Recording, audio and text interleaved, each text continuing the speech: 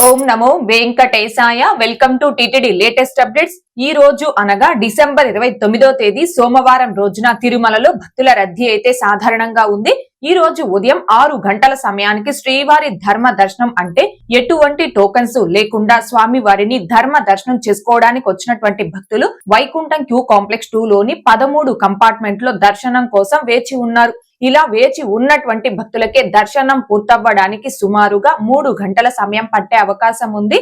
ఇక ఈ రోజు ఎటువంటి దర్శనం టోకన్స్ లేకుండా స్వామి వారిని ధర్మ దర్శనం చేసుకోవడానికి ఎవరైతే ఈ రోజు తిరుమలకు వచ్చి ఫ్రీ దర్శనం క్యూ లైన్ లో జాయిన్ అయ్యేటటువంటి భక్తులకి దర్శనం పూర్తవ్వడానికి 6 నుంచి 8 గంటల సమయం పట్టే అవకాశం ఉంది అని టీటీడీ వారు అప్డేట్ అయితే ఇవ్వడం జరిగిందండి. కానీ ఈ రోజు మన ఛానల్ సబ్స్క్రైబర్స్ కావచ్చు, మా రిలేటివ్స్ కావచ్చు, స్వామి వారి దర్శనంకి ఎటువంటి టోకన్స్ లేకుండా వెళ్తే 2 అవర్స్ లోనే దర్శనం అనేది కంప్లీట్ అయిపోయి ఆలయం నుంచి బయటికి రావడం జరిగింది. అయితే డిసెంబర్ 30వ తేదీ అనగా రేపు వైకుంఠ ఏకాదశి సందర్భంగా రేపటి నుంచి వైకుంఠ ద్వార దర్శనాలు అనేవి ప్రారంభం అవుతాయి కాబట్టి Tirupati offline SST tokens and దివ్య దర్శనం టోకన్స్ ఇంకా ఆన్లైన్ లో 300 రూపీస్ స్పెషల్ ఎంట్రీ దర్శనం టికెట్స్ కావచ్చు, ఆర్జిత సేవా టికెట్స్ కావచ్చు, ఇవన్నీ కూడా ఈ రోజుకు సంబంధించి టీటీడీ వారు క్యాన్సిల్ చేయడం జరిగిందండి.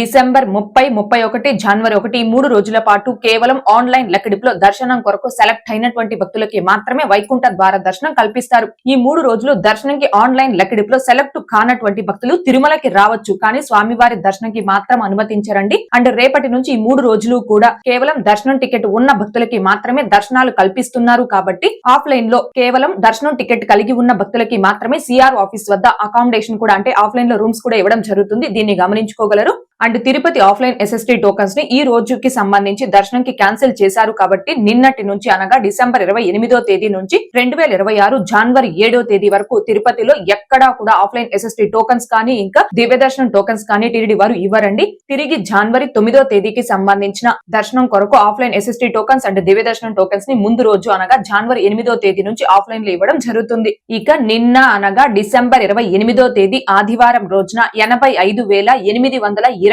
మంది శ్రీవారి భక్తులు స్వామివారిని దర్శనం చేసుకోగా 23,660 మంది శ్రీవారి భక్తులు స్వామివారికి తలనీలాలను సమర్పించుకున్నారు. అలాగే 4,80,00,000 రూపాయలు భక్తులు కానుకల రూపంలో స్వామివారికి హుండీలో సమర్పించుకున్నారు. ఓకే అండి, ఈ రోజు అనగా డిసెంబర్ 29వ తేదీ సోమవారం రోజున తిరుమలలో భక్తుల రద్దీ అయితే సాధారణంగా ఉంది. తిరుమల తిరుపతి దేవస్థానాలకు సంబంధించి మరింత సమాచారం కోసం మన ఛానల్ ని సబ్స్క్రైబ్ చేసుకుని రెగ్యులర్ గా ఫాలో అవ్వగలరు. అలాగే మన ఛానల్లోని వీడియోస్ ని తప్పకుండా లైక్ చేసి షేర్ చేయాల్సిందిగా కోరుచున్నాను. ఓం నమో వెంకటేశాయ. Thanks for watching.